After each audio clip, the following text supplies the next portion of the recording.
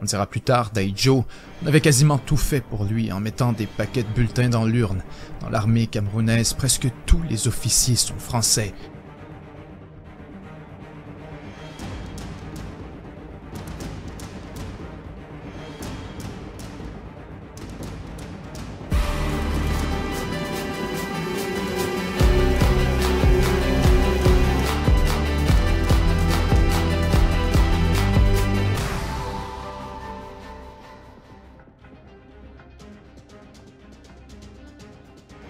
Des circonstances politiques tout à fait grotesques, des dictateurs déguisés en démocrates pour le bien de la cause, des élections truquées qui frôlent la parodie, des familles dynastiques qui restent au pouvoir pendant des décennies alors que ceux qui tentent de les renverser sont combattus comme des rebelles et des terroristes. C'est la fameuse France-Afrique. Un nouveau type d'empire français, un empire qui refuse de prononcer son nom. Une machine bien huilée par la corruption systématique d'un réseau d'élites africaines parfaitement satisfaites d'être les complices du pillage de leur pays.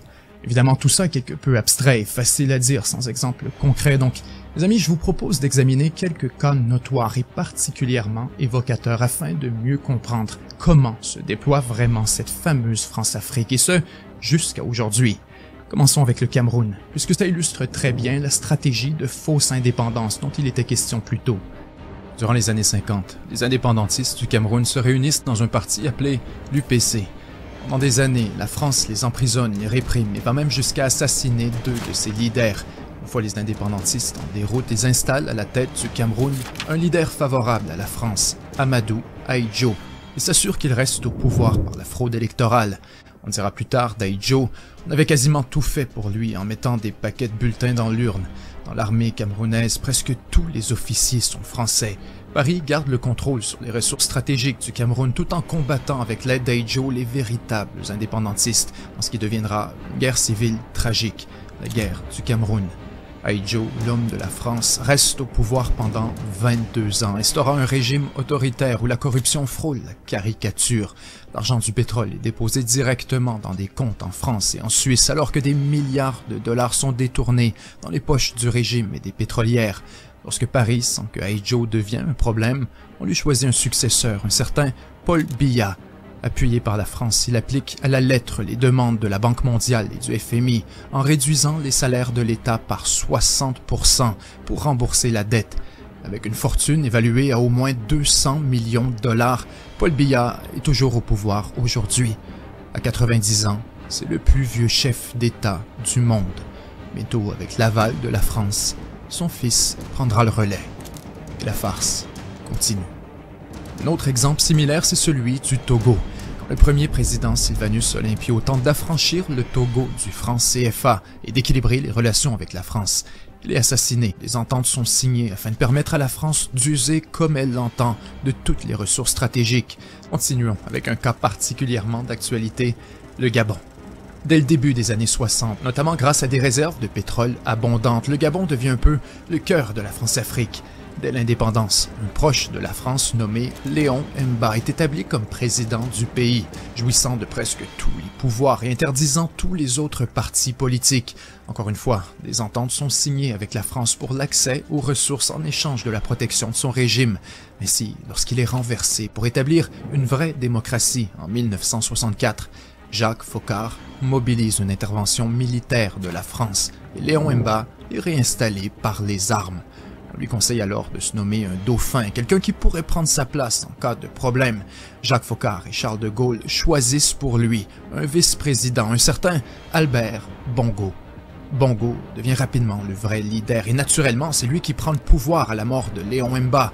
Ce que plusieurs ignorent, c'est que non seulement il a été choisi par les réseaux Foccart pour assurer un approvisionnement en pétrole à la France, mais encore plus, c'est littéralement un ancien agent des services secrets français.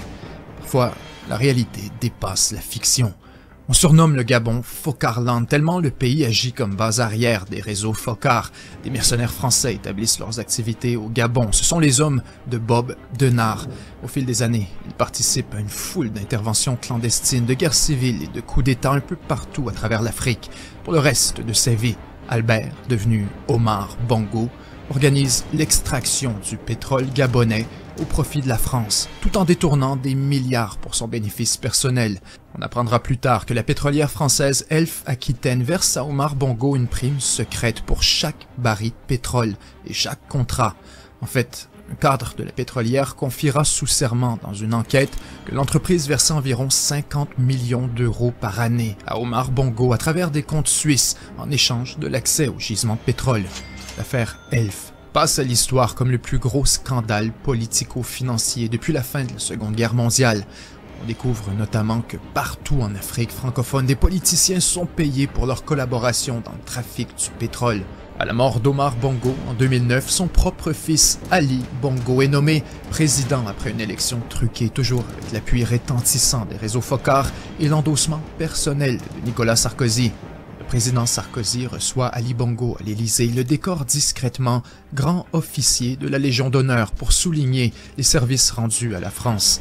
Les proches du pouvoir révéleront plus tard que la famille Bongo a financé la campagne électorale de presque tous les présidents de la Ve République. De Gaulle, Pompidou, Giscard d'Estaing, Mitterrand, Chirac, Sarkozy, tous achetés avec des mallettes remplies à coups de millions. Dans un livre enquête sur le scandale des biens mal acquis, un conseiller gabonais affirme même que les remises d'argent ont lieu directement dans le bureau du président et qu'elles sont filmées par des caméras cachées afin de garder contre la France un redoutable moyen de pression. Le système est donc une machine bien huilée. En échange de leur collaboration, les leaders africains sont payés à même les revenus des ressources et avec cet argent, ils retournent la faveur en finançant les politiciens français qui facilitent le système en question. Ainsi, sous le régime d'Ali Bongo, la drôle de relation privilégiée entre la France et le Gabon est perpétuée pendant encore plus de 10 ans. Pendant ce temps, les scandales s'accumulent, les gens en ont assez de la corruption, de la collusion, puis, à l'été 2023, après une nouvelle élection pathétiquement frauduleuse, Ali Bongo tente de faire taire les critiques en coupant l'accès à Internet et aux médias. Cette fois, plutôt que de l'appuyer dans la répression, l'armée gabonaise choisit de le renverser dans un coup d'État stupéfiant. Immédiatement, la population célèbre dans les rues ce que plusieurs appellent le vrai jour de l'indépendance. On est derrière vous! On est derrière vous!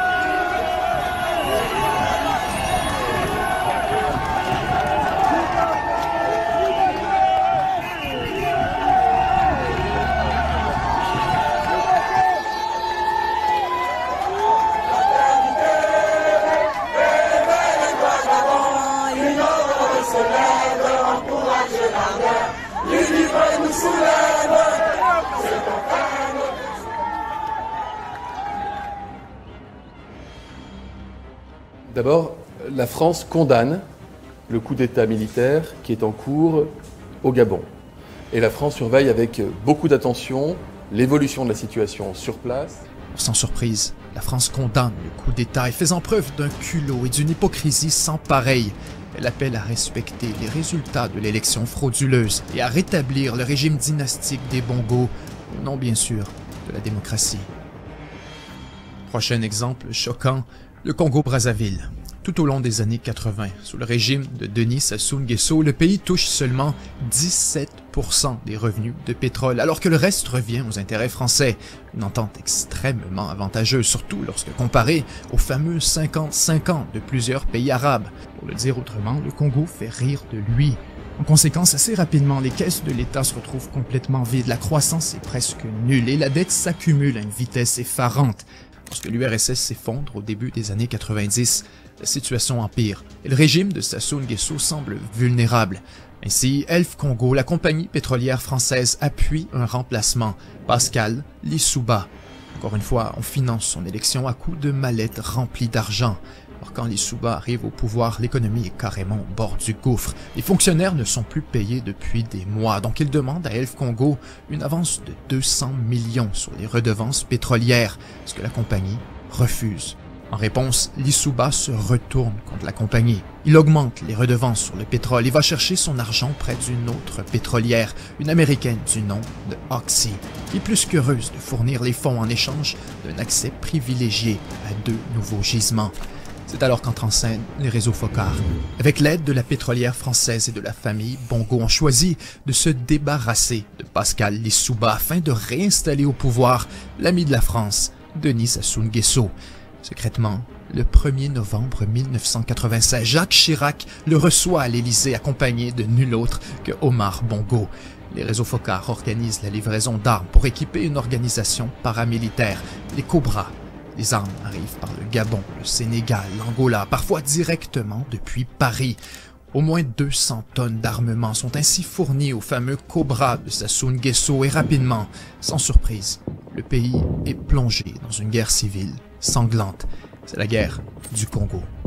Ultimement, la guerre se solde avec la victoire de l'homme de la France, celui qui s'auto-proclame président, Denis Sassou Nguesso. Et encore aujourd'hui, près de 45 ans après son arrivée au pouvoir, c'est toujours lui qui dirige le Congo-Brazzaville. Prochain exemple, la République centrafricaine et l'histoire incroyable de Jean Bédel Bokassa. Fin des années 50, le leader de la révolution centrafricaine et le père de l'indépendance du pays s'appelle Barthélemy Boganda. Bokanda est un visionnaire qui veut créer avec d'autres pays africains les États-Unis d'Afrique latine. Il meurt dans un accident d'avion que plusieurs considèrent comme un assassinat des services secrets français. En fait, quand les enquêteurs trouvent des traces d'explosifs dans les débris, la France ordonne la censure du rapport et rapidement on installe au pouvoir un jeune dictateur de 29 ans, David Dacko. Évidemment, les ressources naturelles, notamment les mines d'uranium et de diamants, sont exploitées par les intérêts français et ce sont eux qui touchent le plus gros des revenus, donc l'État centrafricain demeure extrêmement pauvre et Dacko est de plus en plus impopulaire. Pour équilibrer la relation avec Paris, il se rapproche de la Chine, ce qui dérange énormément la France. Mais c'est quand il est renversé par un cousin, Jean Bédel Bokassa. Paris s'en réjouit. Surtout que Bokassa est un partisan de la France, un ancien de l'armée française qui appelle De Gaulle « papa » et qui veut exempter les Français d'impôts. Bokassa s'allie avec la France. Il est reçu à l'Élysée avec tous les honneurs et peu de temps après, avec l'accord de Paris, il se déclare président à vie. La France voudrait bien résister, mais elle a peur que Bokassa se rapproche de l'ennemi juré des intérêts français en Afrique, Mouammar Kadhafi. Bokassa veut l'argent de Kadhafi ainsi qu'une forme de contrepoids à l'influence française. En fait, il va même se convertir à l'islam pour plaire au colonel Kadhafi. Paris donne ainsi à Bokassa presque tout ce qu'il veut. Le président français, Valéry Giscard d'Estaing, est un ami personnel qui chasse sur les domaines de Bokassa. Quand ce dernier abolit la République pour créer l'Empire centrafricain et se couronner empereur Bokassa Ier, la France accepte de payer pour son couronnement avec l'argent des contribuables. Les images de l'événement sont si choquantes qu'elles font rapidement le tour du monde. La France est embarrassée, mais pire encore, les cadeaux à Bokassa ne changent rien dans son rapprochement avec Kadhafi. La France, qui combat les troupes de Kadhafi pour le contrôle d'un gisement de minerais près de la frontière avec le Tchad, commence à en avoir assez de la romance entre Kadhafi et Bokassa. Un émissaire du président français rencontre Bokassa pour le ramener à l'ordre, mais ce dernier répond d'un coup de canne sur la tête du Français. Immédiatement après la rencontre à Paris, on ordonne aux services de renseignement de développer des scénarios pour renverser Bokassa et réinstaller au pouvoir nul autre que le bon vieux David Dacko. Le soir du 20 septembre 1979, alors que Bokassa se trouve en Libye pour consacrer son rapprochement avec Kadhafi, la France passe à l'action. Et c'est le début de l'opération Barracuda. Les agents du service Action prennent le contrôle de l'aéroport de Bangui et font atterrir un régiment de parachutistes français. Bokassa est renversé, il dit qu'on l'a trahi et seulement quelques jours plus tard, on comprend pourquoi. Quand on apprend que Valéry Giscard d'Estaing, le président français, a reçu de Bokassa de nombreux diamants à plusieurs occasions. L'affaire prend vite des dimensions énormes. On la surnomme l'affaire des diamants. Et pendant des mois, le président Giscard d'Estaing est ridiculisé dans les médias. En fait, le scandale est tel qu'il joue un rôle névralgique dans l'élection subséquente d'un nouveau président socialiste, François Mitterrand. Parenthèse. Des années plus tard, on apprit que Bokassa avait une raison plus d'en vouloir à Giscard d'Estaing lorsqu'il fut révélé que le président français entretenait pendant des années une relation secrète avec la femme de Bokassa, l'impératrice Catherine. Il déclare à un journaliste « Giscard, il m'a piqué ma femme, il m'a piqué l'impératrice Catherine, ça se fait pas. »